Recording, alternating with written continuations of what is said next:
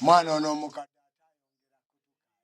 ekyokukyalira abakadde ng'omuntu era ng'omukulembeze akulembera ekibuga kya Town Council bwe mpita mu bitundu ebyenjawulo ndabanga waliyo abakadde abeetaaga okuyamba ate nga ddala ebiseera ebisinga abantu bano tebafiibwako.